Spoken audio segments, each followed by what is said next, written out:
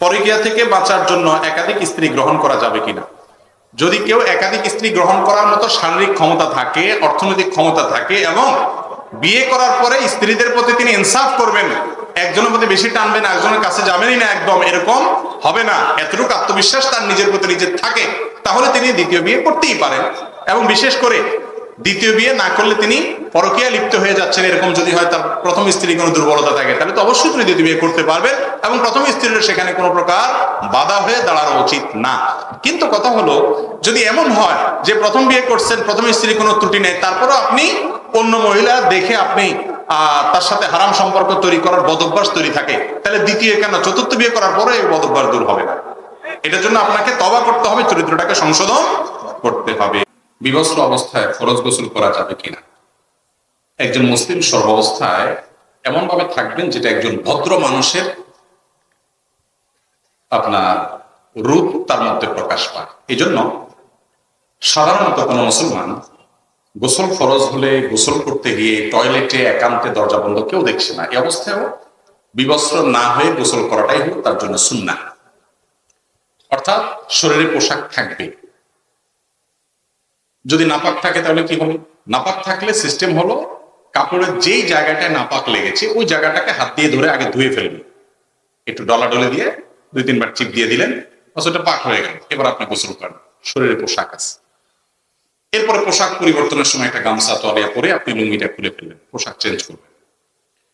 আর যদি আপনার অন্য কোনো কাপড় না থাকে, কাপড়ে কোথায় নাপাক লাগছে আপনি বুঝেন না, আপনার সুসিবায়ু আছে বা যে কোনো কারণে হোক, আপনি পুরো কাপড় খুলে ফেলতে চান, জায়েজ আছে। বাথরুমে পরিপূর্ণ কাপড় চোপড় সব খুলে বিবস্ত্র হয়ে গোসল করলে সেটা জায়েজ আছে, কিন্তু এটা ভালো কাজ না। ওই যে ভালো মুসলমান হইতে হলে আপনাকে অনেক কিছু বাদ বিচার করতে হবে। নামকাওয়াস্তে মুসলমান হলে আপনি করতে পারেন, কিন্তু আদর্শ মুসলমান হতে হলে আপনি টয়লেটে কেন, স্ত্রী সহবাসের সময় পর্যন্ত পরিপূর্ণভাবে একেবারে বিবস্ত্র হয়ে যাওয়া, এ সম্পর্কে বিভিন্ন বর্ণনা থেকে নিষেধাজ্ঞা পাওয়া যায়। এই জন্য চেষ্টা করতে হবে কাপড় চোপড় শরীরে রেখে যথাসম্ভব, আর কিছু না হোক উপরে একটা কাপড় দিয়ে দিলেন, একটা কাঁথা দিয়ে দিলেন, কিছু একটা থাকবে। গোসলের সময় একটা লুঙ্গি আপনার পরনে থাকবে বা একটা হাফ প্যান্ট অন্তত কমপক্ষে থাকবে। কারণ এখানে নবী করিম সাল্লাল্লাহু আলাইহি ওয়াসাল্লাম বলেছেন এরকম একটা প্রশ্নের জবাবে যে আল্লাহকে অন্তত লজ্জা করা উচিত, যে আল্লাহ তো সবকিছু দেখেন। এজন্য একেবারে বিবস্ত্র হয়ে গোসল করাটা উত্তম কাজ না, ভালো কাজ না। কিন্তু যদি করেন বড় কোনো গুনাহ হবে না, হয়ে যাবে গোসল। কথা কি বুঝাতে পারছি? এখন আপনি এ ক্লাসের মুসলমান হইতে চাইলে বিবস্ত্র হয়ে গোসল করবেন না, আর বি ক্লাসের মুসলমান হতে চাইলে করতে পারেন, কিন্তু বড় কোনো গুনাহ তাতে হবে না। এরপর প্রশ্ন হলো, আজানের আগে দুরূদ পড়া যাবে কিনা? অথচ হাদিসে আজানের পরে দুরূদ পড়ার কথা বলা হয়েছে। হাদিসে যেখানে আজানের পরে দুরূদের কথা বলা আছে, আমরা যখন আজানের জবাব দিব আল্লাহুম্মা রাব্বা হাযিহি দাওয়াতি তাম্মা, এই দোয়া পড়ার সময় দুরূদও পড়তে হবে সাথে, এটাই সুন্নাহ। তো অনেক এলাকাতে দেখা যায় আজানের আগে দুরূদ পড়া হয়, আসসালাতু ওয়াসসালামু আলাইকা ইয়া রাসূলুল্লাহ, এরপর আল্লাহু আকবার আযান শুরু হয়। শুনছেন আপনারা? চট্টগ্রামের দিকে একটু বেশি, অনেক এলাকাতে এগুলো আছে, চাঁদপুর টাদপুর বিভিন্ন এলাকাতে আছে। তো দুরূদ হাদিসে যেহেতু আযানের পরে বলতে বলা হয়েছে, সেটা যদি আপনি আগে বলেন তাহলে হাদিসের খেলাফ হল। রাসূল আকরাম সাল্লাল্লাহু আলাইহি সাল্লাম যেটাকে যেই জায়গায় যেই সময় করতে বলেছেন ওটাকে ওই সময় করতে হবে। আপনি যদি মন মতো এটাকে উল্টায় নেন তাহলে সেটা বেদাত হতে পারে। কথা কি বুঝাতে পারছি? কোন হাদিসে আযানের আগে দুরূদ পড়ার কথা বলার কথা আমার জানা নাই। দুরূদ পড়তে হবে কখন? আজানের পরে। বিধায় যে সমস্ত এলাকাতে ভাইরা দুরূদ পড়েন আজানের আগে, তারা রাসূল আকরাম সাল্লাল্লাহু আলাইহি ওয়াসাল্লাম মহব্বতে করেন, ভালোবাসায় করেন, এবং তারা হয়তো মনে করেন এতে সওয়াব হবে। আমরা তাদের প্রতি বিনীতভাবে আবেদন করব যে নবী করিম সাল্লাল্লাহু আলাইহি ওয়াসাল্লামের হাদিসে সুস্পষ্টভাবে আজানের পরে জবাব দেওয়ার, আজানের জবাব দেওয়ার পাশাপাশি আজানের পরে আমরা যখন দোয়া পড়বো আজানের জবাব, সে আজানের দোয়ার সময় দুরূদ পড়ার কথা বলা হয়েছে। বিধায় আমরা হাদিসের উপর আমল করার মধ্যে কল্যাণ। নবী করিম সাল্লাল্লাহু আলাইহি ওয়াসাল্লাম যেটাকে যেভাবে করতে বলেছেন সেটাকে সেভাবে করতে হবে। মন মতো করলে সওয়াব হবে? হবে না। আপনাকে আল্লাহ তাআলা ইবাদত করতে বলেছেন কাকে দেখে দেখে? নবী করিম সাল্লাল্লাহু আলাইহি ওয়াসাল্লামকে দেখে। তিনি হলেন আপনার জন্য স্যাম্পল আল্লাহর তরফ থেকে। আল্লাহ তাকে পাঠিয়েছেন নমুনা করে, লাকাদ কানা লাকুম ফি রাসূলিল্লাহি উসওয়াতুন হাসানাহ, আল্লাহ রাসূলের মধ্যে তোমাদের জন্য উত্তম নিদর্শন আছে, স্যাম্পল আছে। এই স্যাম্পল দেখে দেখে করতে হবে। এখন স্যাম্পল আছে একরকম, আপনি করলেন আরেক রকম, আপনি এটার জন্য কোনো পয়সা পাবেন? স্যাম্পলের উল্টা যদি অর্ডার যেভাবে করছে, যিনি অর্ডার করছে তার দেওয়া স্যাম্পলের মতো করেন না, আপনি মন মতো করছেন, আপনাকে পয়সা দিবে মালিক? ক্লায়েন্ট কাস্টমার টাকা দিবে? আল্লাহ রাব্বুল আলামিন সওয়াব দিবেন না। এই জন্য আজানের আগে নয়, দুরূদ পড়তে হবে কখন? আজানের পর। জানাজার পর মৃত ব্যক্তির লাশ যখন দাফন করতে কবরস্থানে নিয়ে যাওয়া হয়, তখন 10 কদম যাওয়ার পর পর কাঁধ পরিবর্তন করে, এটা কতটুকু জরুরি? না, এটা কোনো জরুরি কিছু না। লাশ দাফন করতে নিয়ে যাওয়ার সময় যারা বহন করতেছেন খাটিয়া, তাদের যদি কষ্ট হয়ে যায় তাহলে আরেকজনকে বলবে তুমি আসো, বা আরেকজনকে শরীক করবে, এটা ঠিক আছে। কিন্তু গনে গনে 10 কদম তারপরে আবার লোক পরিবর্তন, এটা আমাদের বানানো জিনিস। কোন হাদিসে এরকম করে কিছু করতে বলা হয়নি। এরপর প্রশ্ন হলো, অনেকে গরু ছাগল মুরগি আল্লাহর নামে মানত করে ছেড়ে দেয়, এগুলো ইসলামের দৃষ্টিতে গ্রহণযোগ্য কিনা? কোন গরু ছাগল মুরগি আল্লাহর নামে মানত করে আপনি ছেড়ে দিলেন, তো এটা আমি খাইলাম না, এটা জাহিলি যুগের মানুষের কাজ, মূর্খতার যুগের মানুষের কাজ। তখনকার যুগে মানুষ বিভিন্ন পশু এরকম ছেড়ে দিত, বলতো যে এটা আল্লাহর নামে ছেড়ে দিস, ওটার কোনো মা বাপ নেই। অথচ নবী করিম সাল্লাল্লাহু আলাইহি ওয়াসাল্লাম নিষেধ করেছেন, আল্লাহর নামে আপনি যদি দিতে চান একজন গরিবকে দিয়ে দিবেন, ভাই এটা তোমাকে দিয়ে দিলাম আল্লাহর নাম, অর্থাৎ আল্লাহকে খুশি করার জন্য দিয়ে দিলাম, আমি সওয়াব আল্লাহর কাছ থেকে চাই। আল্লাহর বান্দাকে দিলে আল্লাহ খুশি হয়ে সওয়াব দেন, সেজন্য একজন মানুষকে মালিক বানিয়ে দিবেন, একটা মাদ্রাসা গরিব বাচ্চাদেরকে দিয়ে দিবেন। কিন্তু আপনি ছেড়ে দিবেন আল্লাহর রাস্তে, আল্লাহর নামে কোনো মানুষকে না দিয়া, ওইটা গুরুবের রাস্তা, এটা জায়েজ নেই। আমাদের পার্শ্ববর্তী দেশে দেখা যায় যে হিন্দু ধর্মাবলম্বী ভাইরা তারা ওই যে গরুগুলাকে এরকম ছেড়ে দিয়ে রাখে, হ্যাঁ, এগুলোর কোনো মালিক থাকে না, মা বাপ থাকে না। তো এরকমটি একজন মুসলমান করবে না। মুসলমান তিনি এমন কোনো কাজ করবেন না যেটা অর্থহীন, যেটা অহেতুক, কোনো যুক্তি নেই। আপনাকে আল্লাহ তাআলা পশু দিয়েছেন, এর দ্বারা আপনি নিজে উপকার ভোগ করবেন, আর না হলে অন্য কাউকে দিবেন, সে উপকার ভোগ করবে, আপনি সওয়াব পাবেন। আপনি ছেড়ে দিলেন রাস্তায় ঘুরলো, উপকার আপনিও পেলেন না, মানুষও পেল না। এই অহেতুক কাজ করলে আল্লাহ তাআলা সন্তুষ্ট হন না, এবং এটা জায়েজ কাজ না, এটা ভুল কাজ। অনেকে মনে করেন এটা সওয়াবের কাজ, এটা অনর্থক কাজ। কোন পশু পাখি আল্লাহর নামে এরকম ছেড়ে দেওয়া কি নাই? জায়েজ নাই। এই শিক্ষা আমাদেরকে দেয়নি, এটা জাহিলি যুগের আরবের মুশরিকরা করতো এই কাজ, এটা মুসলমানের কাজ না। শাশুড়িকে আম্মু বলা বা শাশুড়ির সাথে আপন মায়ের মতো মনে করা কতটুকু শরীয়ত সম্মত? শাশুড়িকে আম্মা বলাটা হয় রূপক অর্থে, সম্মানার্থে, যে আমার স্ত্রীর মা, স্ত্রীর প্রতি রেসপেক্ট থেকে আমি আম্মা বললাম। তাকে আসল নিজের গর্ভধারণকারিণী মা সেই নিয়তে কেউ কি বলে না, মা বলে না। অতএব আপনার সম্মান জানিয়ে মা বলা যায় না। নবী সাল্লাল্লাহু আলাইহি সাল্লাম বলেছেন, আমি তোমাদের জন্য বাবার মতো। তার মানে বাবা যেরকম সন্তানকে সদুপদেশ দেয়, শিক্ষা দেয়, আমি তোমাদেরকে সেরকম দেই। তো সেই উদ্দেশ্যে আপনি স্বামীকে সম্মান দেওয়ার জন্য, শাশুড়িকে সম্মান দেওয়ার জন্য আপনি মা ডাকলেন, এটা জায়েজ আছে। কিন্তু নিজের মায়ের মতো মনে করার কোনো কারণ থাকতে পারে না। নিজের মা তো মা, তার সাথে কারো কোনো তুলনা হবে না। নিজের বাবা তো বাবা, তার সাথে কারো তুলনা হবে না। কারণ ও যে আপনার স্ত্রীর কাছে আপনি ভালো থাকতে হবে, বউয়ের কাছে ভালো থাকতে হলে শাশুড়ির সম্মান না করে উপায় আছে?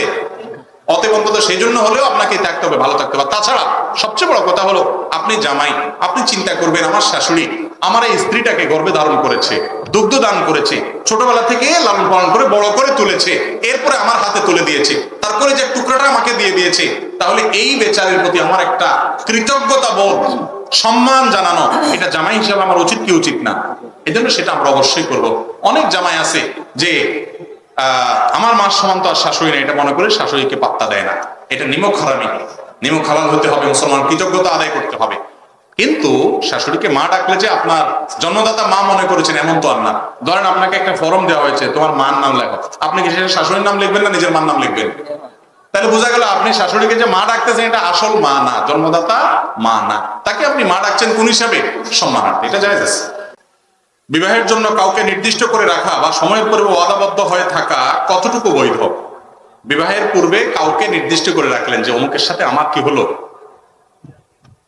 আপনার বিয়ে হবে, যেটা আমাদের দেশে বলে এঙ্গেজ, না এঙ্গেজ করে রাখা। এটা যদি এমন হয় যে ঠিক আছে আগ্ধ অনুষ্ঠানটা নিকট ভবিষ্যতে হবে, ঠিকঠাক হবে, এর মধ্যে কোনো ইটিস পিটিস হবে না, কোনো যোগাযোগ হবে না, হারাম কোনো সম্পর্ক হবে না, আজে বাজে কোনো আলাপ সালাপ হবে না, যার যার মতো শেষে সেট হয়ে থাকলো, এটা জায়েজ আছে নির্দিষ্ট সময়ের জন্য। কিন্তু যেটা হয় এই জাতীয় এঙ্গেজের মাধ্যমে হারাম সম্পর্কের রাস্তা করে আগ্ধ অনুষ্ঠান হওয়ার আগ পর্যন্ত, বিবাহের প্রস্তাব এবং কবুল হওয়ার আগ পর্যন্ত কি হয় না, তারা স্বামী স্ত্রী হয় না। যার কারণে স্বামী স্ত্রী সুলভ যদি যোগাযোগ করে সেটা কি হবে না, জায়েজ হবে না। এরপরে প্রশ্ন হলো, ফরজ সালাতের পর অনেক মসজিদে উচ্চস্বরে দীর্ঘ সময় মোনাজাত করা হয়, তাহলে পেছনে রাকাত ছুটে যাওয়া নামাজের সমস্যার কথা ভাবা কি ইমাম সাহেবের দায়িত্বের মধ্যে পড়ে না? অবশ্যই দায়িত্বের মধ্যে পড়ে। ইমাম সাহেব হাত তুলে আর কান্নাকাটি দোয়া দুরুদ, এদিকে মাসবুক বেচারার এক দেড় কাজ ছুটছে, তার মুখ দিয়ে কোনো কেরাত আসছে না। এই ইমাম সাহেব গুনাহগার, এটা কারণ তিনি গুনাহ করছেন, তিনি দোয়া করছেন। এই দোয়া নয়, এই দোয়া ইসলাম শিখায় নাই।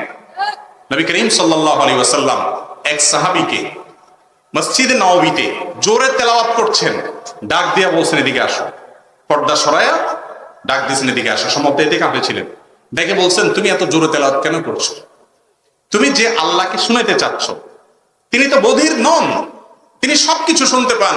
আলিমুম বিযাতিস সুদূর, অন্তরে মনে মনে কি বলে মানুষ সেটা পর্যন্ত তিনি জানেন।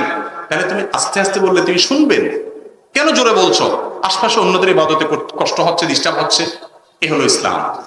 এখন ইমাম সাহেব যদি জোরে জোরে আপনার মুসল্লিদেরকে নিয়ে সম্মিলিত দোয়ার ভিতরে ডুব দিয়ে থাকেন, তো অন্য মাসবুক ব্যক্তিদের যদি নামাজে ডিস্টার্ব হয়, এই হাদিসের আলোকে কাজটা কি সঠিক না ভুল?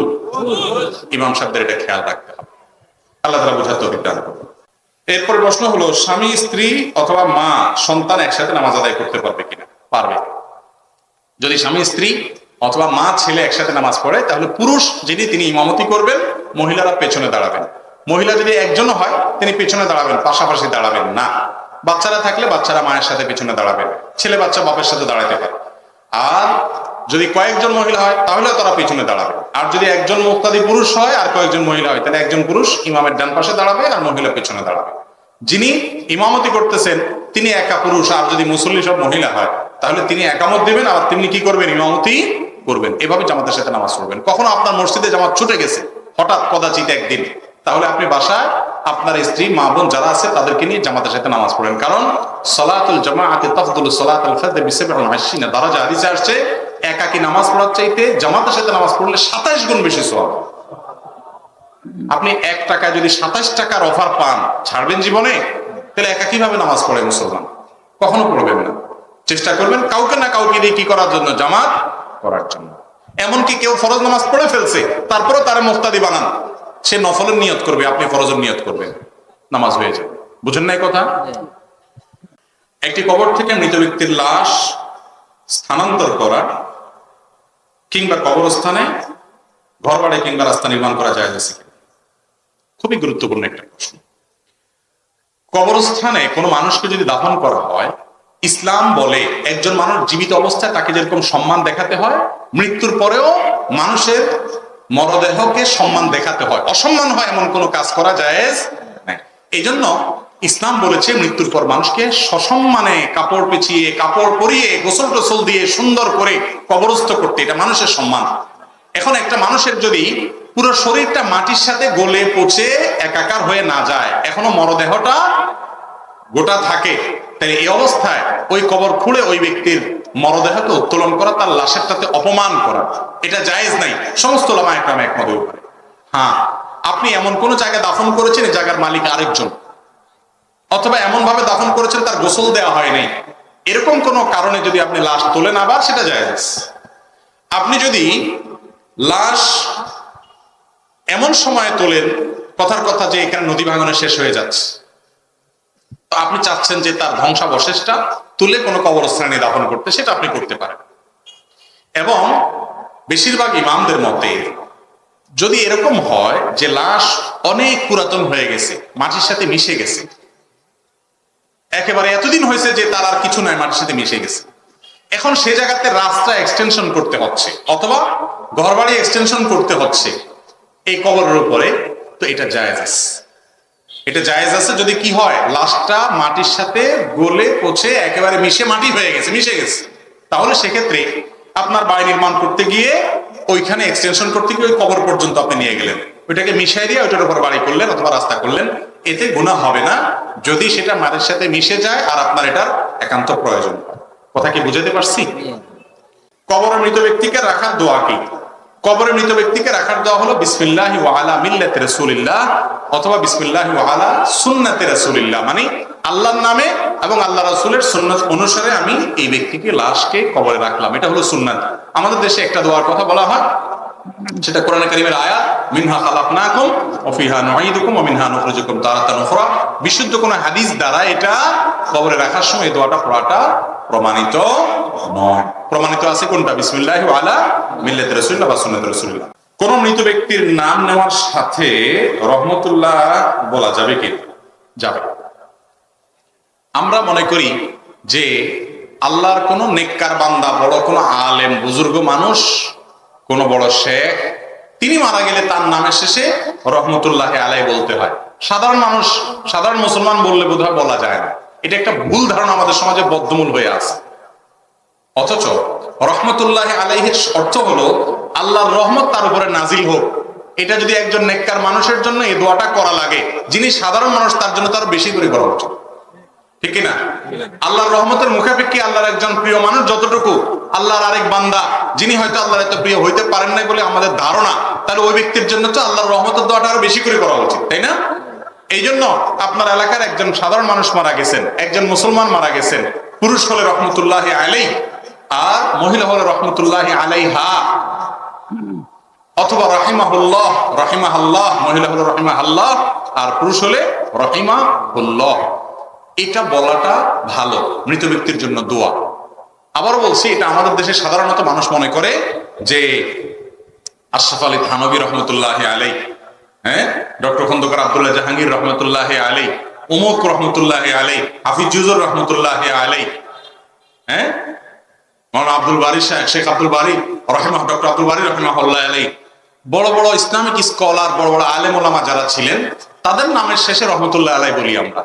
মূলত রহমতুল্লাহ আলাইহি তাদের জন্য রিজার্ভ করা নাই, এটা যে কোনো মুসলমানের জন্যই বলা যাবে, বরং বলা উচিত। আপনার চাচা মারা গেছেন, আপনি তার কথা বলতে যাচ্ছেন, কথার কথা, বা আপনার আব্বা মারা গেছেন, আপনি গল্প দিতে গিয়ে বলছেন যে আব্বা বলছেন এই কথাটা, তখন আপনি এইভাবে বলবেন, আব্বা জান রহমতুল্লাহ আলাইহি বলেছেন। কথা কি বুঝাতে পারছি? আপনার মা মারা গেছেন, তার কথা বলতে গিয়ে বলছেন মা এই জিনিসটা পছন্দ করতেন, তখন বলবেন এভাবে, মা রহমতুল্লাহ আলাইহা তিনি এই জিনিসটা পছন্দ করতেন। নামটা নিলেন, সাথে একটু দোয়া করে দিলেন, দোয়া করলে তার উপকার আসবে মৃত মানুষের। করবো না আমরা ইনশাআল্লাহ? তাহলে রহমতুল্লাহ আলাইহি এটা কি শুধু হুজুরদের জন্য খাস, আলেমদের জন্য খাস না, এটা যে কোনো মুসলমানের জন্য করা যায়, এটা কোনো আলেমের জন্য রিজার্ভ না। হ্যাঁ, রাদিয়াল্লাহু তাআলা আনহু এটা সাহাবীদের জন্য আপনার খাস। অন্যদেরকে বললে গুনাহ হবে তা না, অন্যদেরকে সাহাবীদের সাথে শামিল করে আপনি বলতে পারেন, যেহেতু এটার মাধ্যমে সাহাবীদেরকে অন্যদের থেকে পৃথক করা হয়। এই জন্য রাদিয়াল্লাহু তাআলা আনহার অর্থটা অন্যদের জন্য ফিট হলেও এই ভাষায় দোয়াটা তাদের জন্য করবেন। আলাইহিস সালাম নবীদের জন্য, রাসূলদের জন্য, আমাদের নবী সাল্লাল্লাহু আলাইহি সাল্লাম। কিন্তু রহমতুল্লাহ আলাইহি, রাহিমাহুল্লাহ এটা কোনো আল্লাহর নেককার বান্দা বা আলেম ওলামাদের জন্য খাস এমন কোনো কথা নেই। যে কোনো মুসলমানকেই মারা গেলে তার নামের শেষে রহমতুল্লাহ আলাইহি বলা যায়। কথা কি বুঝাতে পারছি? গ্রামাঞ্চলে দেখা গেছে কেউ মারা গেলে এলাকার মহিলাদের দিয়ে কোরআন খতম দেয়া হয়। সেক্ষেত্রে আমার মা তিনি নিজেও এই দায়িত্ব পায়, কেউ এক পারা কেউ দুই পারা করে ভাগযোগ করে নেন, অথচ তারা তেমন ভালোভাবে কোরআন পড়তেও পারেন না। এক্ষেত্রে করণীয় কি? এভাবে কোরআন খতম দেওয়া কি ঠিক হবে? এই সিস্টেমের কোরআন খতম আমাদের দেশে আছে ভাই, যে 30 পারা 30 জন ভাগ করে নেয়, অথবা 30 পারা 10 জনে ভাগ করে 3 জন নিয়ে পড়ে। প্রথম কথা হলো ভাই, 10 জনে যদি 3 পারা করে পড়ে, কারোরই কিন্তু খতম হয়নি, হয়েছে? কারণ প্রত্যেকের কয় পারা হয়েছে? 3 পারা হয়েছে। আরেকজনের 3 পারা হয়েছে, আরেকজনের 3 পারা হয়েছে, এটা জোড়া দিবেন কেমনে? বুঝেন নাই কথা? যদি এককভাবে একজনে 30 পারা পড়তেন তাহলে একটা জিনিস হতো, ঠিক আছে, এটা ওনার খতম হলো। এখন তো কারোর খতম হয় নাই, 30 জনে মিলে 30 পারা পড়লেন বা 10 জনে মিলে 30 পারা পড়লেন। এরকম করে খতম করার কথা কোন হাদিসে শেখানো হয়েছে বা কোন হাদিস থেকে, কোন সালাফ থেকে এরকম আমল আছে আমার অন্তত জানা। কথা কি বুঝাতে পারছি? দ্বিতীয়ত, মানুষ মারা যাওয়ার পর বিশেষ করে তার লাশের চারপাশে ঘিরে ধরে কোরআন শরীফ পড়া সবাই মিলে, এই নির্দেশও কোন হাদিসে দেওয়া। মৃত মানুষকে মৃত্যুর পর খুব দ্রুততার সাথে দাফন কাফনের ব্যবস্থা করা, জানাজার ব্যবস্থা করা, এটা হলো কর্তব্য। বসায় রেখে আপনি কোরআন শোনাবেন? কোরআন তো আপনি জীবিত মানুষকে শোনাবেন, মৃত মানুষকে কোরআন শোনাতে আপনি পারবেন না। অতএব এটা শরীয়তের কোন নির্দেশ না। আর তাছাড়া ভুলভাল তেলাওয়াত যদি করেন তাহলে তো সওয়াব হবেই না, বরং গুনাহ হতে পারে। এটা আরেক জিনিস। আমরা যারা দোকানে পাসপোর্ট সাইজ ও অন্যান্য ছবি তোলার কাজ করি, সেক্ষেত্রে আমাদেরকে নারীদের চেহারা দেখে কাজ করতে হয়। ইসলামে এটার গ্রহণযোগ্যতার ব্যাপারে জানতে চাই। ভাইরে, এই প্রশ্ন উত্তর দিলে তো অনেকে বলবে ইসলাম এত কনজারভেটিভ, ইসলাম এত শক্ত, এত গোঁড়া, তার কাছে ইসলামটা গোড়া মনে হবে যে ব্যক্তি আত্মসমর্পণ করে নেই। যে ব্যক্তি ইসলাম মানে কি আত্মসমর্পণ করা, মুসলমান মানে আত্মসমর্পণকারী, মানে সারেন্ডার করে দিছে কার কাছে? আল্লাহর কাছে। তো সারেন্ডার যে করে তার কোনো নিজস্ব সে থাকে? বুঝেন নাই? যে ব্যক্তি প্রশাসনের কাছে সারেন্ডার করে, আছে না বিভিন্ন প্রশাসন বিভিন্ন অপরাধীদেরকে সারেন্ডারের জন্য সুযোগ দেয় না? তখন তারা কিভাবে সারেন্ডার করে? তাদের যা অস্ত্র শস্ত্র যা কিছু আছে সব কিছু হাজির করে বলে আমার কাছে যা আছে দিয়ে দিলাম আর হাত তুলে দিলাম, এখন আপনি যা বলেন তা। এর নাম না সারেন্ডার? তো ইসলাম গারদান নেহাদান বাতাহাত মানে হলো সারেন্ডার। মুসলমান মানে সারেন্ডারকারী, আত্মসমর্পণকারী। আপনি আল্লাহর কাছে আত্মসমর্পণ করার পর এখন আল্লাহ যা বলবেন সেটা করবেন, এটাই হলো আত্মসমর্পণের দাবি। ঠিক না? ঠিক।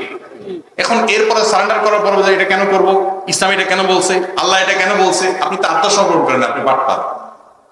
আত্মসমর্পণের নামে আপনি বাটপারি করছেন, আপনি প্রকৃত আত্মসমর্পণকারী হইতে পারেন নাই। বুঝেন নাই? এই জন্য এই কথা এই জন্য বলে নিলাম যে পরনারীর চেহারা দেখা, পরনারীর সৌন্দর্য দেখা, অবলোকন করা, এটা পরপুরুষের জন্য হালাল না হারাম? আল্লাহ বলেছেন কুল্লিল মুমিনিনা ইয়াগুদ্দু মিন আবসারিহিম, হে রাসূল বলে দিন মুমিন পুরুষরা যেন তাদের দৃষ্টিকে অবনত করে সংযত করে হারামটা না দেখে। এখন কোন দোকানে ফটোর কাজ করতে হয়, তো সেখানে মেয়েদের ফটো, পাসপোর্ট সাইজ ছবি, আইডেন্টি কার্ডের জন্য ছবি, এগুলো নিয়ে কাজ করতে হয়। বুঝি এটা বাস্তবতা, দরকার আছে, এগুলো ছাড়া তো চলবে না। তো এই কাজগুলোর জন্য কোনো মহিলা রাখবেন যাকে কাজটা শিখিয়ে দিবেন। একটু কঠিন হবে, প্রয়োজনে আপনার বাসা বাড়িতে কোনো মহিলাকে শেখাবেন, মহিলা কাস্টমারের কাজটা তাকে দিয়ে করাবেন, তাকে বুঝাই দিবেন, দেখাই দিবেন। আপনি বলবেন এত ঝামেলা? হ্যাঁ, আপনি তো জান্নাতুল ফেরদাউস আশা করেন। দুনিয়াতে একটা বাড়ি পাওয়ার জন্য কত কষ্ট করেন, কত কিছুকে সহ্য করেন। জান্নাত দুনিয়ার সমান দর দুনিয়ার মালিক হবেন, এতটুকু স্যাক্রিফাইস করবেন না, তাহলে কিভাবে জান্নাত পাবেন? এই জন্য এতটুকু স্যাক্রিফাইস করতে হবে। যদি সেরকম কোনো উপায় না থাকে বা আপনি সেটা চেষ্টা করছেন অনগোয়িং, তাহলে হয় অ্যাভয়েড করবেন, যার ভিতরে আল্লাহর ভয় নাই, ফাসেক বা অমুসলিম, সে করুক, আপনি করবেন না এই কাজ।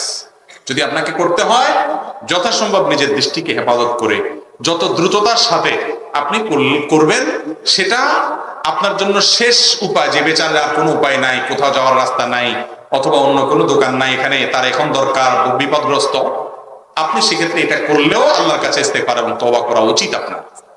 কথা কি বুঝাতে পারছি? পরনারীর সৌন্দর্য দেখা পরপুরুষের জন্য জায়েজ নেই ভাই।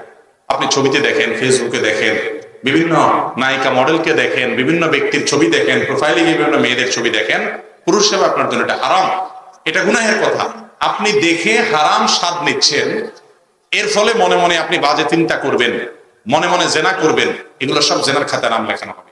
এই জন্য আল্লাহর কাছে ইস্তেগফার করতে হবে এবং চক্ষুকে হেফাজত করতে হবে। আল্লাহ তাআলা আমাদেরকে তৌফিক দান করুন। এরপরে প্রশ্ন হলো, হজে যাওয়ার পূর্বে আত্মীয় স্বজন এলাকার মানুষদের দাওয়াত করে খাওয়ানো কতটা জরুরি? ভাই, আমাদের দেশে মানুষ হজে যাওয়ার আগে এই কাজটা করেন না, যে এলাকার আত্মীয় স্বজনদের খাওয়া, মনে করে এটা জরুরি। এটা জরুরি হলো এই জন্য যে সবাইকে একটু জানানোর দরকার আছে। আমি আসার পরে হাজী সাহেব বলবে না সবাই? এটা যদি না খাওয়াই তাহলে কেমনে হাজী সাহেব বলবে? জানবে কিভাবে? এটা ভুল একটা কাজ, কোনো দরকার নাই এটা করা। হ্যাঁ, যদি ব্যাপারটা এরকম হতো যে আমি অনেক দূরের সফরে যাচ্ছি, ফিরে আসতে পারি না পারি, যেমন আগের যুগে যখন সফর হতো, হজের সফর, সেই সফরে দেখা যেত যে মানুষ জাহাজে সফরে যাইতো, 1 মাস 2 মাস 3 মাস লেগে যেত সফরে যাইতে, ফেরত আসে না আসে, অসুস্থ হয়ে যেতে পারে, তখন এত সহজ ছিল না সফর করা। তখন ঠিক আছে, এলাকাবাসী সবাই কাছ থেকে মাপটাপ চেয়ে দোয়া দরুদ নিয়ে যে কঠিন সফরে যাচ্ছি গেলাম, সেটা আরেক জিনিস। কিন্তু আজকাল বিশেষ করে বিমানে চলে যাচ্ছেন 6 ঘন্টা 7 ঘন্টা, হ্যাঁ, এখান থেকে ঢাকা যেতে যে সময় লাগছে, ঢাকা থেকে আপনি মক্কা যেতে তার চেয়ে কম সময় লাগছে, ঠিক না? তো এখন লোকজন ডেকে খাওয়ানোর মানে অন্তত কোনো যৌক্তিক কারণ, গ্রাউন্ড থাকতে পারে না। যদি মনে করেন যে হ্যাঁ আপনি হজে যাচ্ছেন, সবাইকে ডাকডোল পিটায় যাবেন, তাহলে তো এটা হজ হবে না, এটা লোক দেখানোর কাজ হবে, এটার কারণে কোনো সওয়াব পাবে। হজ থেকে আইসা গল্প দিবেন না, আমার দ্বিতীয় হজের থেকে আনা জায়নামাজটা নিয়ে আসো তো, এরকম আছে না নেই? মেহমান আসছে বাড়িতে, তো বলতেছে যে আমার ওই যে দ্বিতীয়বার হজের যে জায়নামাজ আনছিলাম ওটা নিয়ে আসো। তার মানে মেহমান তুমি শুনে রাখো, মাইন্ডেড, আমি কয়েকবার হজ করছি। বুঝতে পারছেন? এই গালবাজি করলে কি হবে না? হজ হবে না। এক সময় বোম্বাই হাজি ছিল, আমরা ছোটবেলায় শুনছি। বোম্বাই হাজি চিনেন আপনারা? যে আগে যখন হজে যাইতো জাহাজের পথে, তো দূরের পথ তো যাইতে যাইতে যাইতে যাইতে কোথাও হাঁটা কোথাও এত তো হাসপাতাল ডাক্তার এত কিছু ছিল না, মানুষ অসুস্থ হয়ে যেত। তো কেউ বেশি অসুস্থ হয়ে গেলে তারে মুম্বাইতে রেখে জাহাজ ছেড়ে দিত। হজের সিজন শেষে যদি সে বেঁচে থাকতো আসার সময় আবার নিয়ে আসতো, জাহাজে উঠাইতো না, কারণ এই রোগী নিয়ে মরে গেলে লাশ দাফন করবে কোথায়, নদীতে ছাড়া ছাড়া উপায় নেই, এই জন্য রেখে দিত। তো আসার সময় তাকে উঠাইয়া নিয়ে আসতো দেশে। এখন বেচারা হস্ত করতে পারে না, অসুস্থ হয়ে গেছে, এই জন্য তারা রেখে গেছে। তো আসার সময় যদি ফেরত নিয়ে আসছে, এলাকায় আসলে মানুষ তার নাম দিত বোম্বাই হাজি, মানে সে মক্কার হাজি না। তো এই যে হজ করার পরে নাম হাজি একটা দিতে হবে, মুম্বাই ঘুরে আসলেও অন্তত আদা হাজি নাম দিতে হবে, এই যে একটা মানসিকতা, এটা একটা রোগ, এটা একটা রোগ আমাদের সমাজে, যে নামের আগে আলহাজ লাগাইতে হবে, হাজি সাহেব লাগাইতে হবে। খুবই খারাপ একটা জিনিস। খবরদার আপনারাও কাউকে আলহাজ এবং হাজি সাহেব লিখবেন না। অনেক মাহফিলের পোস্টারেও লেখে হুজুরের নামের আগে আলহাজ। বা হজ করে যদি আলহাজ হয় তাহলে নামাজ পড়ে আল মুসল্লি হবে নাকি? হজের চাইতে নামাজের গুরুত্ব বেশি না কম? বেশি। জীবনে একবার হজ করে আপনি আলহাজ লাগান, তা আমি তো প্রতিদিন 5 ওয়াক্ত নামাজ পড়ি, আমার নামের আগে আল মুসল্লি লাগাই দেন, ঠিক না? ঠিক। এগুলো অন্যায়। ইবাদত করে এটা ফুটানি জাহির করা উচিত না। আমি একবার মনে আছে এক ব্যক্তির, সে মসজিদে জানা মাদ্রাসায় কিছু টাকা দিচ্ছে, আমি রসিদ লিখে দিছি। তো ওনার নামের আগে আমি কিছু লিখি না, অমুক লিখে দিছি। পরে উনি রসিদটা দেখে বলতেছে, হুজুর আল্লাহ আমাকে পশ্চিম দিকে নিছিল। তো তাই বললাম, আপনার আল্লাহ পশ্চিম দিকে নিয়েছে না পূব দিকে নিয়েছে, আমার দরকার কি? মানে বুঝলাম না, মানে এটার সাথে এটা যুক্তি কি? তো বলতেছে আপনি দুষ্টামি করেন আমার সাথে। কি দুষ্টামি করলাম? আমি তো বুঝলাম না কথা। আল্লাহ আপনারা পশ্চিমে নিয়েছে না পূবে নিয়েছে, আসমানে গেছেন না জমিতে গেছেন, এটার সাথে আমার কি সম্পর্ক আমি বুঝলাম না। পরে লোকটা বুঝছে যে আমি তাকে কৌশলে একটু শাসন মানে সংশোধন করার চেষ্টা করছি। ওনার কথা হলো যে আমার নামার আগে আলহাজ লিখলেন। আপনারা কেউ নামার আগে আলহাজ লিখবেন? কেউ লিখবেন না। নিজেরটাও লিখবেন না, কারোরটাও লিখবেন না। কিসের আলহাজ? আবার হজ করছেন আল্লাহর জন্য, আল্লাহ কবুল করবেন, আলহাজ লাগাইতে হবে। যদি নামার আগে আলহাজ লিখতে চান তাহলে সবাই নামের আগে আল মুসল্লিও লিখে দেন। আল্লাহ তাআলা আমাদেরকে বুঝার তৌফিক দান। এরপরে প্রশ্ন হলো, মসজিদ পরিচালনার ক্ষেত্রে ইমামের ভূমিকা কেমন হওয়া উচিত? ইসলামিক জ্ঞান শূন্য কমিটির মন গড়া মতো ইমাম চলতে পারবে কিনা? দেখুন, ইমাম যদি মেরুদণ্ডওয়ালা হয়, মেরুদণ্ড বুঝেন কি? মানে ইমামের ভিতরে যদি সৎ সাহস থাকে, তাহলে সেক্ষেত্রে কমিটি যত উল্টাপাল্টা হোক, ইমাম সাহেব কখনো নিজেকে তাদের অধীনে চালাইতে গিয়া কখনো এমন কাজ করবে না যে কাজটা আল্লাহ এবং তার রাসূল সাল্লাল্লাহু আলাইহি সাল্লামের নির্দেশ বিরোধী হয়। এটা ঠিক যে ইমাম সাহেবদের উচিত, মুয়াজ্জিন সাহেবদের উচিত মসজিদ কমিটি পরিচালনার সৌন্দর্য হিসেবে যৌক্তিক যে নির্দেশনা দিবেন সেটাকে পালন করা উচিত। তাতে শৃঙ্খলা হবে। সবকিছু ইমাম মুয়াজ্জিন বুঝবেন না। যারা স্থানীয় থাকেন, যারা দুনিয়া চালান, প্রতিষ্ঠান চালান, তারা অনেক সময় পরিচালনাটা অনেক ভালো বোঝেন। তারা যদি যৌক্তিক কোনো কথা বলেন, ভালো কোনো কথা বলেন, ইমাম সাহেবের সেগুলোকে আমল নেওয়া উচিত। কিন্তু অন্যায় কোনো কথা বললেন, সে অন্যায় কথাটা ইমাম সাহেবের মানা উচিত না। আর মসজিদ কমিটিরও মাথায় রাখা উচিত, ইমাম সাহেবের নিয়োগটা হলো আমাদের দেশে প্রেসিডেন্ট নিয়োগের মতো। কিরকম? প্রেসিডেন্ট নিয়োগের আগে সংসদ সদস্যরা সবাই স্বাধীন যে কাকে তিনি প্রেসিডেন্ট হিসাবে নির্বাচন করবেন, ভোট দিবেন, তাদের ব্যাপার। তারা যদি চান সবাই মিলে একটা লোককে প্রেসিডেন্ট নির্বাচন করতে পারেন, তারা যদি চান না আরেকজনকে করবেন, করতে পারেন। কিন্তু প্রেসিডেন্ট যখন নিয়োগ দিয়ে ফেললেন, উনি প্রেসিডেন্ট হয়ে গেছেন, শপথ করে ফেলছেন, এরপরে কি হয়? এরপরে সবাই তার অধীনে হয়ে যায়, ঠিক না বেঠিক? শপথের পর সবাই তার অধীনে হয়ে যায় না? এরপর প্রেসিডেন্ট যা বলে ওইটাই সর্বোচ্চ কথা, ঠিক না? এরপর যদি প্রেসিডেন্টকে বাদ দিতে হয়, চাইলেই কেউ সমালোচনা করতে পারে? পারে। সবাই মিলে যদি ইমপিচমেন্ট করে বা বেশি মানুষ ইমপিচমেন্ট করে যে ঠিক আছে ওনার প্রতি আমাদের আস্থা নাই, ওনার উল্টাপাল্টা কর্মকাণ্ডের কারণে, তাহলে যায় সে বদলোকে প্রেসিডেন্টগিরি চলে যায়, ঠিক না ঠিক? ঠিক মসজিদের ইমাম সাহেবের এরকম অবস্থা। নিয়োগ দেওয়ার আগ পর্যন্ত আপনাদের স্বাধীনতা আছে, আপনারা কাকে নিয়োগ দিবেন। আপনারা যাকে ভালো মনে করবেন, কোরআন হাদিসের নলেজ আছে, আমল আছে, তাকওয়া পরহেজগারি আছে, দেখে আপনারা 20 জন 50 জন আলেম থেকে একজনকে নির্বাচন করেন। এই ক্ষমতা আপনাদের হাতে আছে। কিন্তু উনি যখন নিযুক্ত হয়ে গেলেন, এবার উনি হয়ে গেলেন ইমাম, আপনারা মুক্তাদি। এখন কমান্ড কার চলবে? ইমাম সাহেবেরটা চলবে। আমি কি বুঝাতে পারছি? যদি আপনি নিয়োগ দেওয়ার পরেও ইমাম সাহেবকে মনে করেন ইমাম সাহেব তো আমাদের অধীনস্থ, তাহলে আপনি ভালো করে শুনে রাখেন, চাকরের পিছনে নামাজ হয় না। নামাজ হয় না বলতে বিশুদ্ধ হয় না এটা না, ইমামের পিছনে নামাজ হয়। ইমাম মানে নেতা। আপনি আপনার ইমাম সাহেবকে যদি চাকর মনে করেন, আপনার অধীনস্থ মনে করেন, তাহলে আপনি নিজের নামাজ নিজেই নষ্ট করলেন, আপনি একজন চাকরের পিছনে নামাজ পড়তেছেন, ঠিক না ঠিক? আর যদি আপনার ইমাম সাহেবকে আপনি নেতার মতো চোখে দেখেন, তাহলে আপনি একজন নেতার পিছনে নামাজ পড়তেছেন। দৃষ্টিভঙ্গিটাকে পাল্টাইলে অনেক সুন্দর হয়ে যাবে না ইনশাআল্লাহ? ইমাম সাহেবদের সম্মান দেওয়া শিখতে হবে। অনেক মসজিদ কমিটির ভাইরা মনে করেন যে আমরা তো বেতন দিচ্ছি। আমি বলি না, কোন মসজিদ কমিটির লোকেরা ইমাম মুয়াজ্জিনের বেতন দেয় না। কিভাবে দেয় না? ওনারা যে বেতনটা দেন, এই বেতনটা কার টাকা দেন? বুঝেন না আমার কথা? মসজিদের যে ফান্ড আছে, সেই ফান্ড থেকে ইমাম মুয়াজ্জিনের বেতন দেওয়া হয়, তাই না? সেই ফান্ডের টাকাটার মালিক কে? সভাপতি, সেক্রেটারি সাহেবরা, কেশিয়ার সাহেবরা, কমিটির লোকেরা। এই টাকার মালিক কে? আল্লাহ তাআলা। কিভাবে আল্লাহ তাআলা মালিক আমি বুঝাই। মসজিদের সভাপতি সাহেব, সেক্রেটারি সাহেব, কেশিয়ার সাহেব, সদস্য সাহেব বা সাধারণ মুসল্লি সাহেবরা যে টাকাটা মসজিদে দেয়, এই টাকাটা কেন দেয়? সওয়াবের আশা দেয়, ঠিক না ঠিক?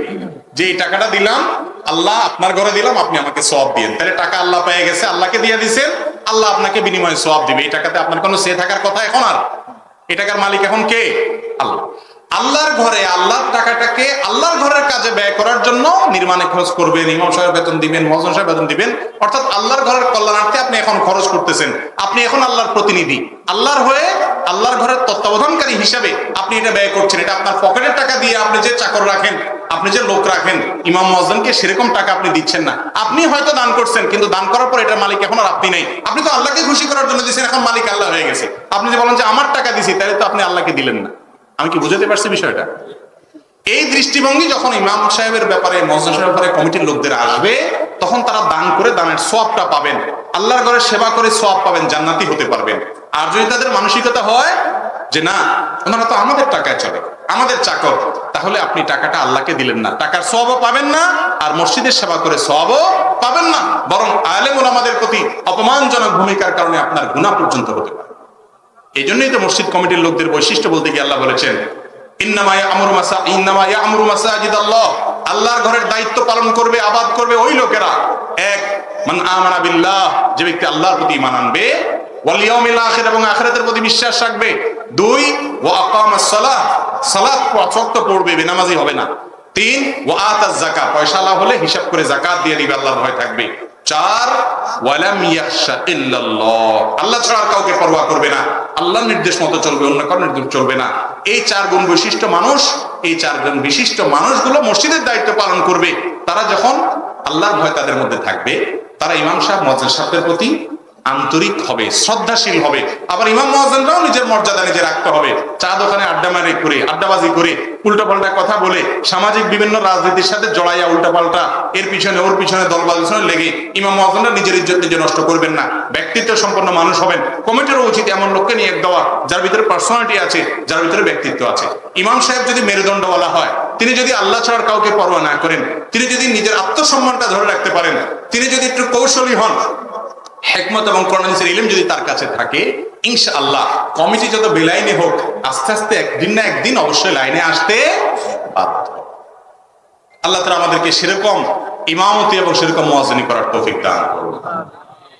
আমি বিভিন্ন মসজিদে বিভিন্ন সময় দায়িত্ব পালন করেছি, আলহামদুলিল্লাহ আজও পর্যন্ত কোন মসজিদে আমার মনে পড়ে না যে মসজিদ কমিটির লোকেরা আমার উপরে চড়াও হতে পেরেছে, কারণ আমি সেভাবে চলি নাই। কারোর কাছে তুচ্ছ হয়ে নিজের ইজ্জতকে লণ্ঠন করে দিয়ে 10 টাকা, 50 টাকা, 100 টাকা হাদিয়ার জন্য লড়াইতে থাকবেন না। ইমাম সাহেবদের আত্মসম্মান বোধ থাকতে হবে, মর্যাদা বোধ থাকতে হবে। আমার তো মনে পড়ে না যে আমি অ্যাজ এ ইমাম কারোর বাসায় দাওয়াত খাইতে গেছি, হুজুরি দাওয়াত যেটাকে বলে। আমাকে কেউ বললাম না হুজুরি দাওয়াত আমি খাই না, আমি গরিব মানুষ, ডাল ভাত খাবো সেটা অনেক ভালো, আপনার বাসার হুজুরি দাওয়াত আমি খাই না। আপনি আমাকে বন্ধু মনে করে, ইমাম সাহেবকে আপন মনে করে দাওয়াত খাওয়ান, সেটা ভিন্ন জিনিস। অনুগ্রহ করে দয়া করে হুজুর মানুষকে দাওয়াত দিয়ে খাওয়াইলাম, ওই দাওয়াত আমি খাই না। এতটুকু ইজ্জত যদি ইমাম সাহেবদের মধ্যে থাকে, মুয়াজ্জিন সাহেবদের মধ্যে থাকে, কমিটির লোকেরা তারা তো বেশিরভাগ দিনের বুঝ তাদের মধ্যে নাই, তাদেরকে আমাদেরকে হেদায়েতের পথে আনতে হবে। ইমাম সাহেবদের দায়িত্বটা এখানে বেশি। আল্লাহ তাআলা আমাদেরকে তৌফিক দান করুন। ইমাম সাহেবদের স্বাধীনতা দিবেন যে হুজুর মসজিদ পরিচালনা করবেন, কথা বলবেন মিম্বরে কোরআন হাদিস থেকে, মন গড়া কোনো কথা না, কারো মুখের দিকে তাকাবেন। আমি এক আল্লাহর বান্দা পাইছি, জীবনে একজন সেক্রেটারি ছিলেন, ঢাকা এক মসজিদের, মারা গেছেন অনেক আগে, আল্লাহ জান্নাত নসিব করুক। আমার নিয়োগের দিন আমাকে বলে দিয়েছেন, হুজুর আমাদের এই মিম্বর থেকে আপনি সেই কথা বলবেন যেটা কোরআন হাদিসে আছে। এই কথা কেউ মানলো না মানলো আপনার দেখার দরকার নেই। যদি কারোর সাথে ঝগড়া করা লাগে আমি করব, আপনার কোনো টেনশন নেই। এরকম কমিটির লোক দরকার, ঠিক না? ঠিক। এখন আমাদের কমিটির লোকরা হুজুরদের ডেকে বলে দেয়, হুজুর এত বেশি মাসলা টাসলা দিয়েন না, আশপাশে সবাই যা করে তা করবেন, ঠিক না? ঠিক। আমি বলি এই টাইপের কমিটির লোকেরা, ওনারা হলেন ডাক্তার, আর ইমাম সাহেব বেচারা হলো ডিসপেন্সারি ওয়ালা। কিরকম? ডাক্তার প্রেসক্রিপশন লিখে দেয়, ডিসপেন্সারি ওয়ালা শুধু সে অনুযায়ী ওষুধটা দিয়ে দেয় রোগীর, ঠিক না? ঠিক। এন্ড কমিটির লোক যদি ঠিক করে দেয় যে হুজুর যেমনে যেমনে এলাকা মানুষ করে, আশপাশে মসজিদ গুলা করে, আপনি এমনি এমনি করবেন, বাইতুল মাকরম করে আপনিও করেন, অমুক মসজিদ করে আপনিও করেন, এত যুক্তি এত মাসালা সালা শুনতে চাই না। তাহলে ডিসিশনটা কমিটির লোক দিয়ে দিলেন, প্রেসক্রিপশনটা ওনারা লিখে দিলেন, হুজুর শুধুমাত্র আইটেমটা ওষুধটা দিয়ে দিলেন, হুজুর মিলাদ পড়েন, সবাই পড়ে আপনিও পড়েন, এত কথা বলার দরকার নেই। তাহলে হুজুর মিলাদটা পড়াই দিলেন, না ওষুধটা দিয়ে দিলেন, আর প্রেসক্রিপশন লিখছে কে? কমিটির লোক। যে ডাক্তার না, সে যদি ডাক্তারি করে, রোগী বাঁচবে না মরবে? প্রেসক্রিপশন ইমাম সাহেবকে দিয়ে লেখাইতে হবে, আর ওই প্রেসক্রিপশন বাস্তবায়ন করবেন কমিটির লোকজন। কথা কি বুঝাতে পারছি? আল্লাহ তাআলা আমাদেরকে আমলের তৌফিক দান। বর্তমানে পাসপোর্ট এবং আইডি কার্ড বানানোর ক্ষেত্রে অতিরিক্ত টাকা দিয়ে কারোর মাধ্যমে কাজটি করতে হয়। মাধ্যম হিসেবে যারা এইসব কাজ করে থাকেন তাদের এই অতিরিক্ত টাকা নেওয়া হালাল হবে কিনা? দেখুন, পাসপোর্ট ইত্যাদিতে এখন আর খুব বেশি ঘুষের প্রচলন আমাদের দেশে নাই, থাকলেও খুব কম, কারণ এগুলা ডিজিটালাইজড হয়ে গেছে আস্তে আস্তে। তারপর অনেক মানুষ বুঝে না, বা অনেক জায়গাতে এখনো দুর্নীতি আছে, তো সেখানে দেখা যায় একজন ভায়া হয়, সে ভায়া হয়ে করে দেয়। একটা হলো যে আপনার কাগজপত্রগুলো সে গোছগাছ করে দিল, আপনি বুঝেন না ফর্ম কিভাবে ফিল আপ করবেন, অনলাইনে কিভাবে ফিল আপ করবেন, অফলাইনে করবেন, বুঝেন না, তো এই কাজগুলো একজনে করে দিছে, তাহলে তিনি তো আপনার সার্ভিস দিচ্ছেন, তার অধিকার আছে আপনার থেকে ফি নাও। কথা কি বুঝাতে পারছি? যে আমি ফর্মটা ফিল আপ করে দিলাম, কাগজগুলো গোছায় দিলাম, ঠিকঠাক করে দিলাম, আপনি জানেন না কিভাবে করতে হয়, আমি জানি, অনেক দালালরা এরকম আছে, তো এই কাগজ গোছগাছ করে দেওয়া, ফর্ম টর্ম লিখে দেওয়া, অনলাইনে ফিল আপ করে দেওয়া, এগুলো বাবদ আপনি সার্ভিস ফি নিতে পারেন। কিন্তু আপনি যদি ওই অফিসারের সাথে লিঙ্ক করে, লিয়াজও করে, সিরিয়াল ছাড়া এর আগে আমি করাই দেব, আপনার এই কাগজ ছাড়া আমি করাই দিব, ওই কাগজ ছাড়াও আমি করাই দিব, বা যেভাবে হোক আমি করাই দেব, কন্ট্যাক্ট নিলেন, নিয়া ওই অফিসারকে কিছু দিলেন, আপনি কিছু খাইলেন, অথবা কোনো সার্ভিস ফি ছাড়া এই জাতীয় কোনো দালালি করে নিলেন, সেটা হারাম হবে। সেটা কি হবে? হারাম হবে।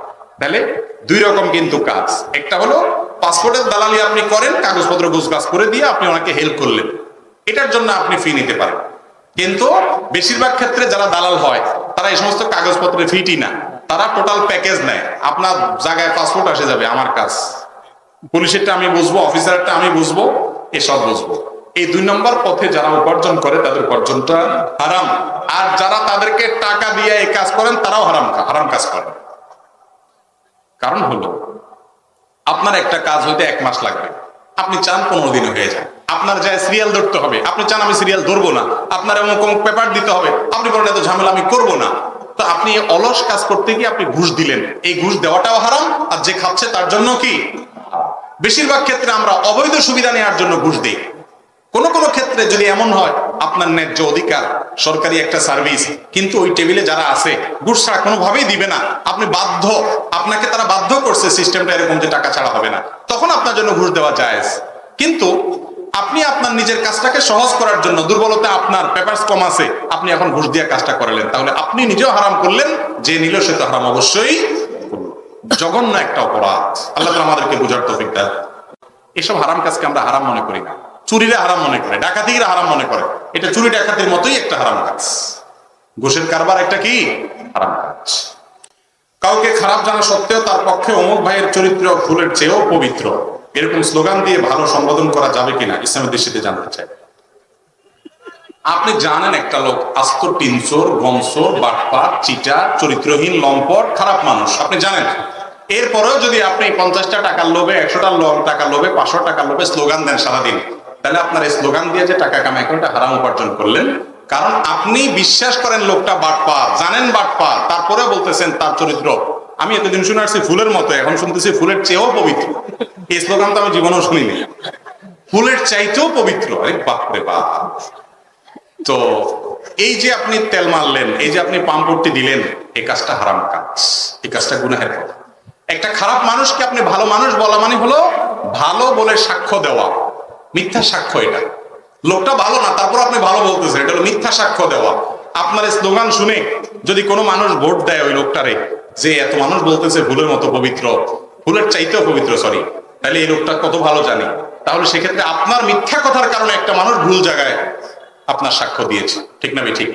এগুলো গুনাহের কথা ভাই, এগুলো গুনাহের কথা। এত সস্তা হয়ে যায় না। আপনার দলের আপনার চাচা দাঁড়াইছে, আপনার ভাইয়ে দাঁড়াইছে, আপনার দোস্ত দাঁড়াইছে, এই জন্য তার পক্ষে লড়তে হবে না। মুসলমানের আদর্শ এত সস্তা না।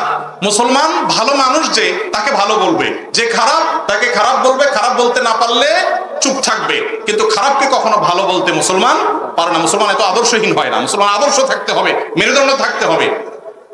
না খায় মরে যাবেন দুনিয়াতে ওই চোরের, ওই বাটপারের আপনার ইয়া করে, দালালি করে। সৎ ভালো মানুষকে ভালো বলবেন, যে অসৎ তারে অসৎ বলতে পারলে বলেন, আর বলার মতো যদি সাহস না থাকে, ভয় হয়, তো চুপ থাকেন, অন্তত মিথ্যা কথা বলবেন না। মুসলমান মিথ্যাবাদী হতে পারে না। অথচ নির্বাচনের সময় তো কি আর এগুলা আমরা জিকির দিই, সুবহানাল্লাহ এতবার বলি নাই। সুবহানাল্লাহ মানে আল্লাহ পবিত্র, আল্লাহ পবিত্র এটা এতবার বলে নাই যতবার বলছে অমুক চোরের চরিত্র ফুলের চাইতে পবিত্র, ঠিক না ঠিক? ভালো মানুষ আছেন, তাদের কথা বলবেন, বুঝতে পারছেন কথা? খারাপ মানুষকে কখনো ভালো মানুষ বলবেন না। যদি বলেন গুনাহগার, মিথ্যাবাদী হবেন। আল্লাহ আমাদেরকে বুঝার তৌফিক দান করুন। কেউ যদি আমার প্রতিবেশী সম্পর্কে জানতে চায়, তারপর আমি আমার প্রতিবেশীর ভালো খারাপ উভয়টি বললাম, এতে কি আমি গীবতকারীর মধ্যে শামিল হব? না, এটা গীবতের মধ্যে পড়বে এবং এই গীবত জায়েজ আছে। বরং এই গীবত কোনো সময় আবশ্যক হয়। ধরেন কথার কথা, আপনার প্রতিবেশীর সাথে কেউ আত্মীয়তা করবে অথবা তার সাথে কোনো লেনদেন করবে, আপনাকে জিজ্ঞেস করলো লোকটা কেমন। আপনি যদি তখন চিন্তা করেন, হুজুর ওয়াজ করে বলছিল প্রতিবেশীর প্রতি আন্তরিক হতে, ভালো ব্যবহার করতে, তার প্রতি ভালো সম্পর্ক রাখতে, তাইলে এবার একটা সুযোগ পাইছি সওয়াবে কামাই করার। লোকটা আস্ত বাটপাত, তারপরও বলবো যে ফেরেশতার মতো মানুষ, তার মেয়ের বহুত অকারেন্স আছে, তারপরও বলবো আরে একেবারে রাবেয়া বস্তির মতো মেয়েটা। এরকম বললে সওয়াব হবে না গুনাহ হবে? গুনাহ হবে। কারণ ওই যে একটু আগে যে উত্তর দিলাম, একই কজ। আপনার এই কথার কারণে ওই বেচারা হয়তো তার সাথে আত্মীয়তা করবে, তার সাথে লেনদেন করবে, এরপরে যখন ফাঁসবে লোকটার আপনি ক্ষতি করলেন কি করলেন না? এটা জায়েজ নাই, এটা জায়েজ নাই। এখানে যদি আপনি তার বদনামি করেন, সে বদনামি করা আপনার কর্তব্য, শুধু জায়েজ না। আপনি বলতে হবে যে লোকটার ভালো দিক এই, খারাপ দিক এই, সিদ্ধান্ত তারটা সে নেবে। কথা কি বুঝাইতে পারছি? আর যদি আপনি বলতে না পারেন, তাহলে বলেন যে ভাই আমি বেশি কিছু বলতে পারতেছি না, আপনি এড়ায় যান। কিন্তু আপনি ডাহা মিথ্যা কথা বলবেন, এটা সুযোগ নেই। বিশেষ করে ছেলে মেয়ে বিয়ের সময় এই অপকর্মটা আমরা অনেকে করি। যদি যার কাছে জিজ্ঞেস করতে গেছে পাত্রপক্ষ বা পাত্রীপক্ষ, খোঁজ খবর নিতে আসছে ছেলেটা কেমন মেয়েটা কেমন, যার কাছে জিজ্ঞাসা করছে সেই যদি তাদের পক্ষের লোক হয়, তাহলে তার কোনো কথাই নেই।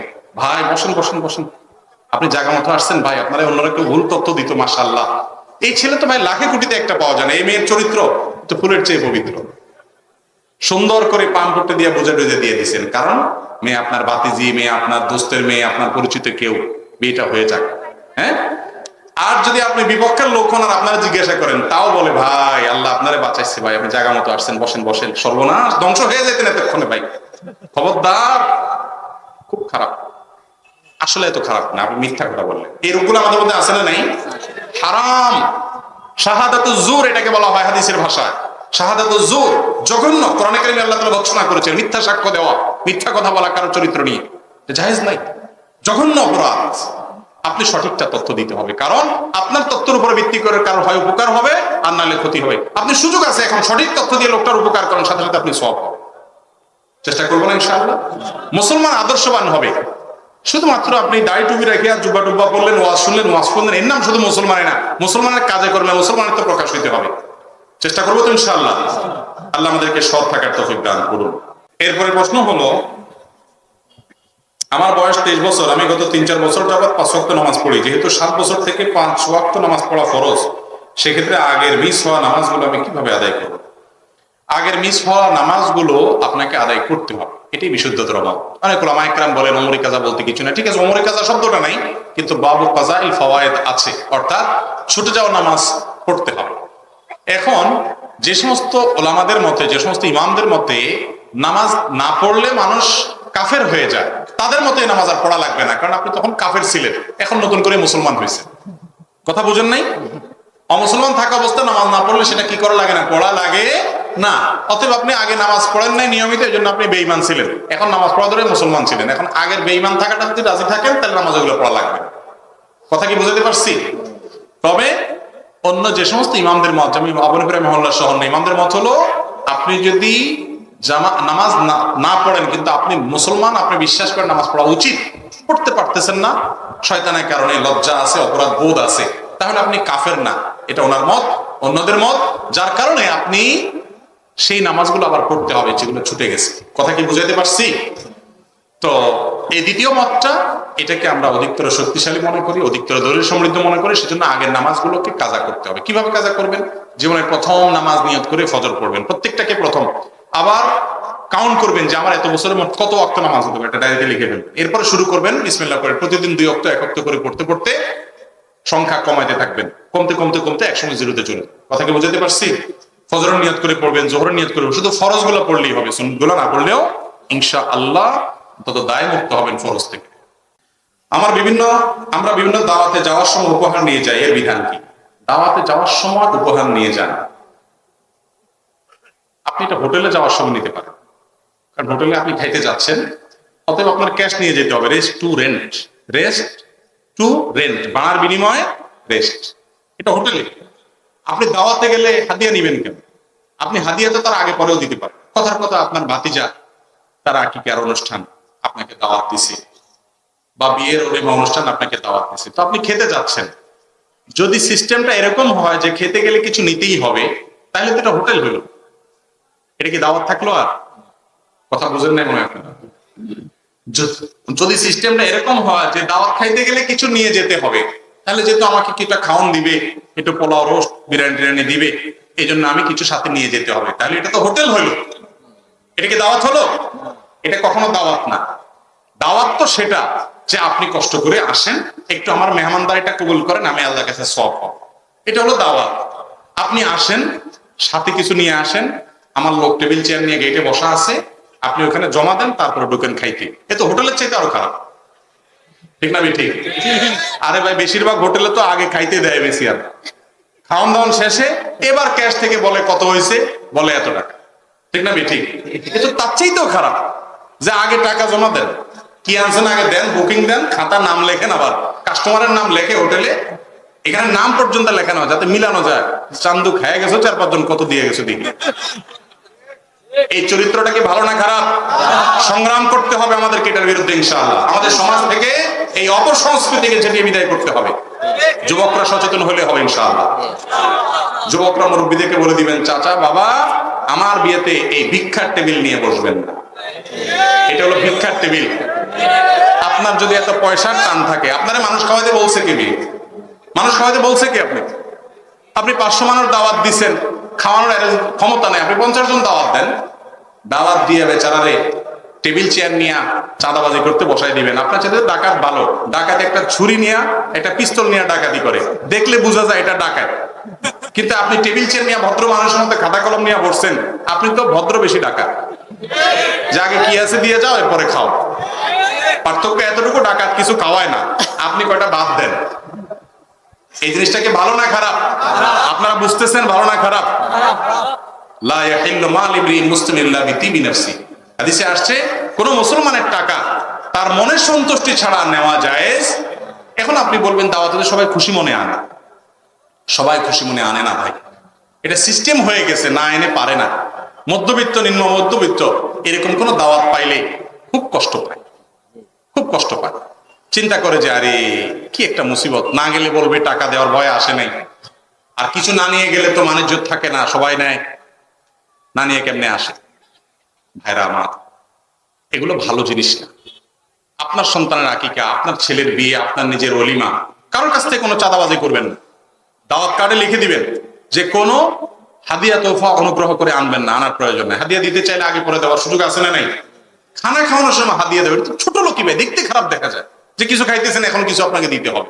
আবার টেবিল চেয়ার নিয়ে, দুনিয়ার কোন দেশে আছে কিনা জানি না, আমি আমার দেশে এই জিনিসটা আছে। যুবকরা এগুলো বিদায় দিবেন তো ইনশাআল্লাহ?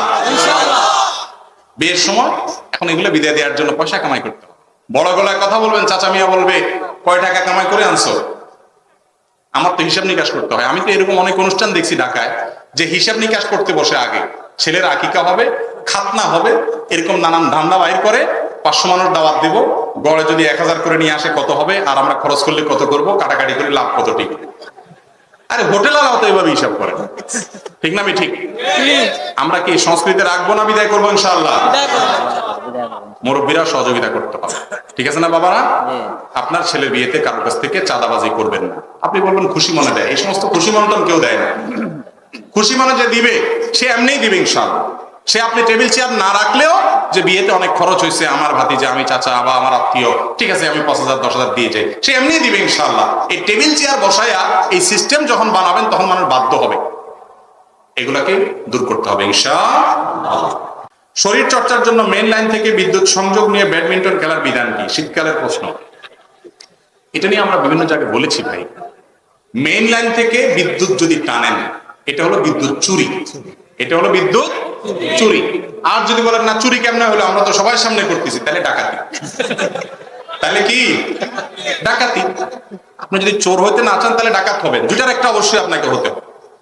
যুবক ভাইরা ভালো করে শুনে রাখেন, আপনি ব্যাডমিন্টন খেলবেন, খুব ভালো কথা, খেলেন, কিন্তু ব্যাডমিন্টন খেলতে গিয়ে আপনি এই রাষ্ট্রের সম্পদ বা কোম্পানির সম্পদ আপনি চুরি করতে, এই অধিকার আপনার নেই। আপনি আশেপাশের কোনো বাড়ি, কোনো ঘর, কোনো দোকানের মালিকের সাথে কথা বলেন যে বাবারে এই জায়গাটাতে আমরা কোর্ট করব, এখানে আমরা খেলবো, শরীর চর্চার জন্য, হারাম কোনো কাজ নাই, আমরা নিজেরা শরীর চর্চার জন্য খেলবো, আপনি একটু আমাকে বিদ্যুতের লাইনটা দেন, আপনার মিটারে যে টাকা অতিরিক্ত উঠবে আনুমানিক একটা আমরা এত টাকা দিয়ে দিব, তার সাথে আলোচনা করে তার কাছ থেকে লাইন নেন, নিয়ে তারপরে খেলেন, এটা ঠিক আছে। কিন্তু মেইন লাইন থেকে বিদ্যুৎ নেওয়া জায়েজ নাই। কয়জন আমরা এভাবে হিসাব করি?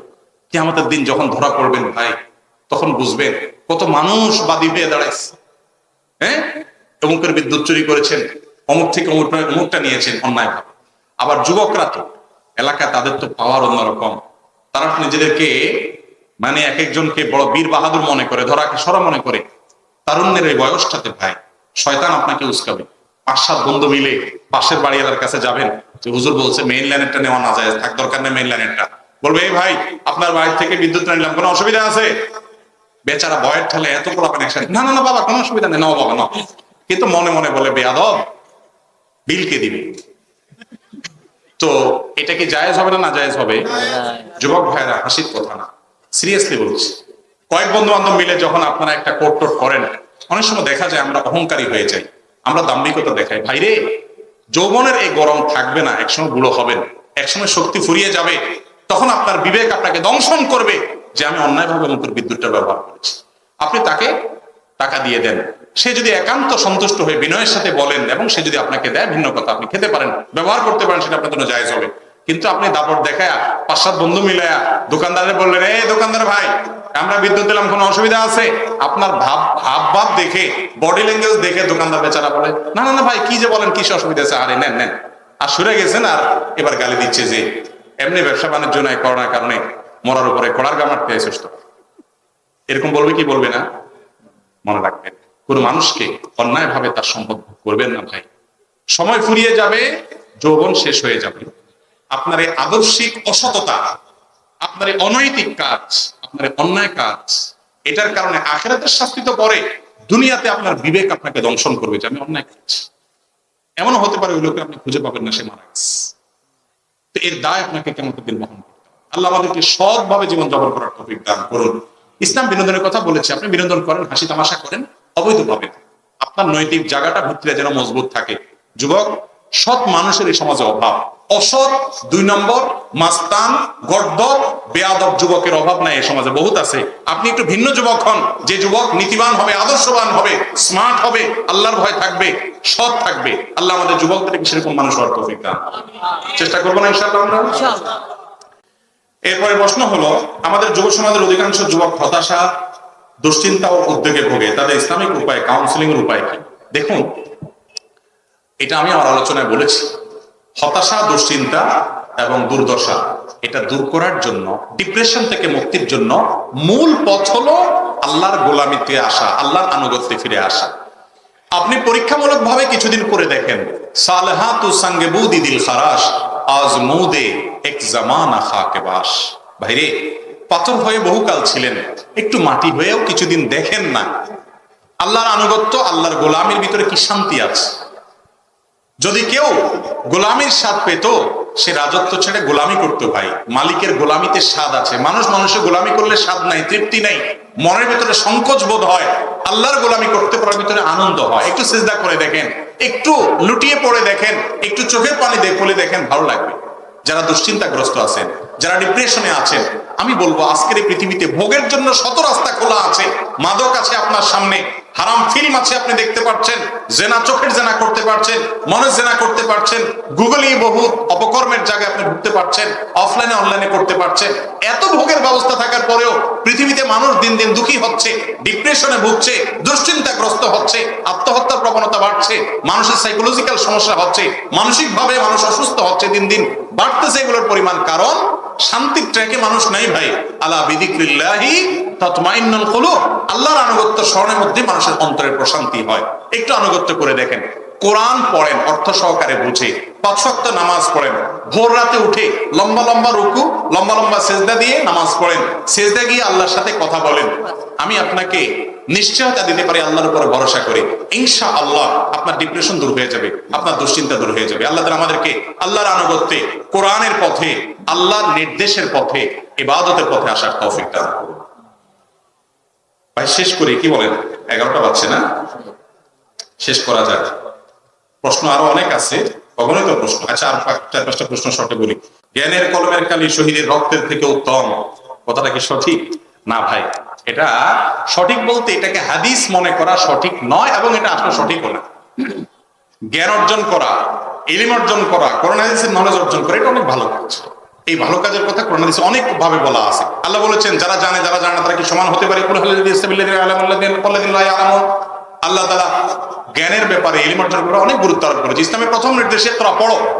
কিন্তু এর মানে এই না যে বানোয়াট কথা বলতে হবে। ইলম শিক্ষার জন্য সুদূর চীন দেশে হলেও যাও, আল হাদিস না, এটা জাল হাদিস। আবার জ্ঞানের কলমে, জ্ঞানীর কলমের কালি শহীদের রক্তের চেয়ে উত্তম, আল হাদিস না, এটা জাল হাদিস। এরকম অনেক জাল হাদিস আমরা কি বলি? আল হাদিস বলি। ফেসবুকে বেশিরভাগ এরকম আলতু ফালতু কথা বা আপনার আনঅথেন্টিক, অনির্ভরযোগ্য কথা, এগুলো নিজ দিয়ে দেখবেন লেখা আছে আল হাদিস। এই আল হাদিস দেখলে বেশিরভাগ ক্ষেত্রে আমার মনে হয় এটা জাল হাদিস। কারণ কোন হাদিস থাকলে সেটা রেফারেন্স থাকবে, বুখারী, মুসলিম, এত নম্বর হাদিস, অমুক নম্বর পৃষ্ঠা। এখানে কিচ্ছু নাই, শুধু আল হাদিস লেখা। এগুলো বেশিরভাগ ক্ষেত্রে কি হয়? জাল হাদিস হয়। তাফসীরুল কোরআন মাহফিলে অতিরিক্ত হাসাহাসি বা মজা করা একজন বক্তার জন্য কতটুকু বৈধ? মোটেও ভালো কাজ না। পুরো আলোচনা ধরে আপনি ভাড়ামো করলেন, কৌতুক করলেন, হাসাহাসি করলেন, তামাশা করলেন, ফাইজলামি করলেন। ওয়াজ মাহফিল, তাফসীর মাহফিল ফাইজলামির জায়গা না। আমার নবী করিম সাল্লাল্লাহু আলাইহি ওয়াসাল্লাম মানুষকে যখন নসিহত করতেন, ওয়াজ করতেন, তার চেহারা লাল হতো, সিরিয়াস কথা বলতেন, সিরিয়াস মোডে থাকতেন। দুষ্টমির সময় দুষ্টমি। ওয়াজ মাহফিলে ইচ্ছাকৃতভাবে, পরিকল্পিতভাবে মানুষ হাসানো এবং দুষ্টমি করা, এটা একজন আদর্শ বক্তার, আদর্শ কোন আলেমের কাজ হতে পারে। এটা একজন ভাড়ামো করে, একজন কৌতুক করে এমন মানুষ হতে পারে। এটা কোনো ম্যাগাজিন অনুষ্ঠান না, এটা সিরিয়াস অনুষ্ঠান, মানুষকে জান্নাতের পথ দেখানোর জন্য।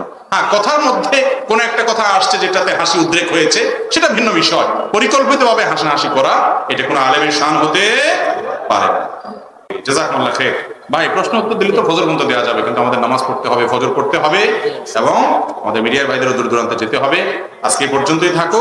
আল্লাহ যদি তৌফিক দান করে ইনশাআল্লাহ আগামীকালকে কক্সবাজারের মাহফিলে বাড়িটা ইনশাআল্লাহ। জাযাকুমুল্লাহ।